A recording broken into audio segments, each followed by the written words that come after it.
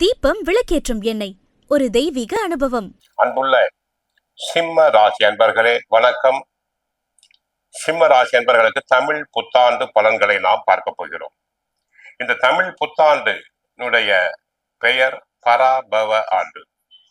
April 14ஆம் தேதி தமிழ் புத்தாண்டு பிறக்கிறது.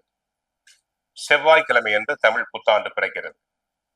சிம்ம ராசி அன்பர்களுக்கு கிரக நிலைகள்: ராசியில் கேது, 7ஆம் இடத்தில் ராகு சந்திரன், அஷ்டமத்தில் சனி பகவான், செவ்வாய் பகவான், புதன் பகவான், 9ல் சூரியன் சுக்கிரன், லாபஸ்தானத்தில் குரு.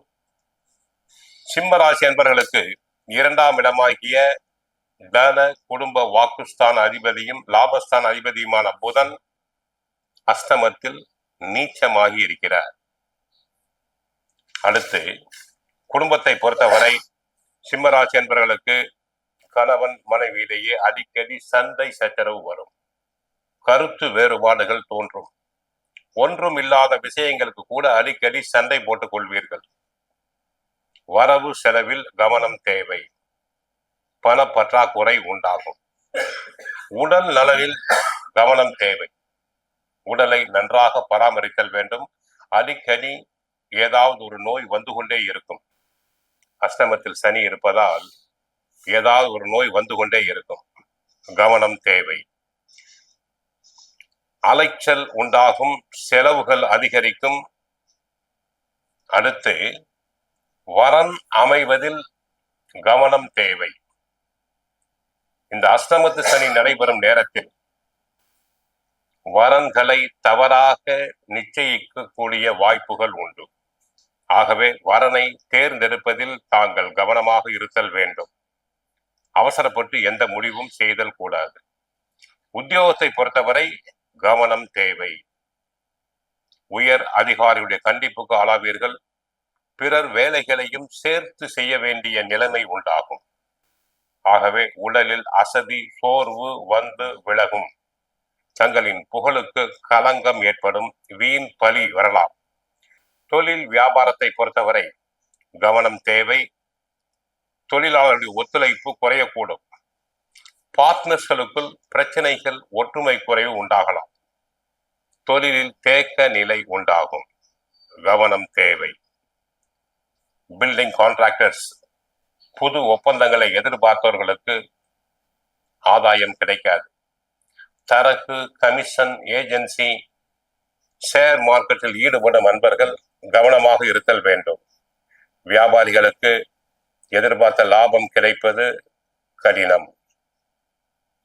அரசியல் துறையை பொறுத்தவரை எச்சரிக்கை. கட்சிக்குள் தங்களுடைய புகழ், செல்வாக்கு குறையும்.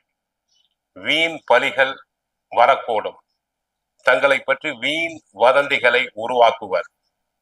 தேர்தலில் தாங்கள் நிற்க வேண்டிய அவசியம் இருந்தால் கவனமாக இருங்கள். இல்லாவிட்டால் வெற்றி பெறுவது மிகவும் கடினம். உழைப்பு அதிகமாக இருக்கும். இருந்தாலும் நல்ல பெயர் கிடைப்பது கடினம். கலைத்துறையை பொறுத்தவரை எச்சரிக்கை தேவை. கலைத்துறை அன்பர்கள் கிடைக்கும் வாய்ப்புகளை நன்றாக பயன்படுத்திக் கொள்ளுங்கள்.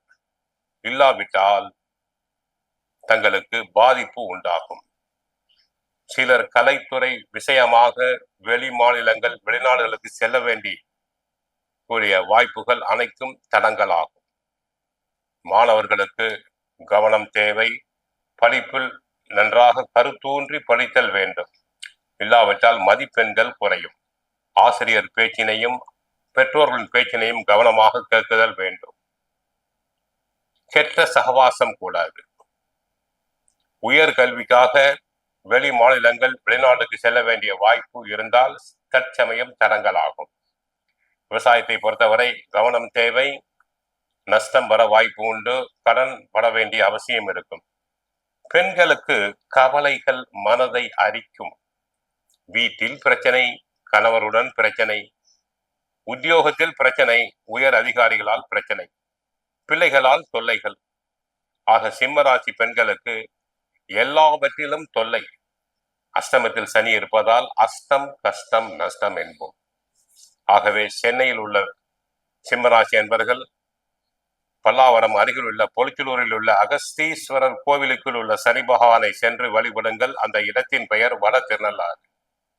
ஒரு அர்ச்சனை செய்து கொள்ளுங்கள். தினமும் சுந்தரகாண்டம் பகவத்கீதை பாராயணம் செய்யுங்கள்.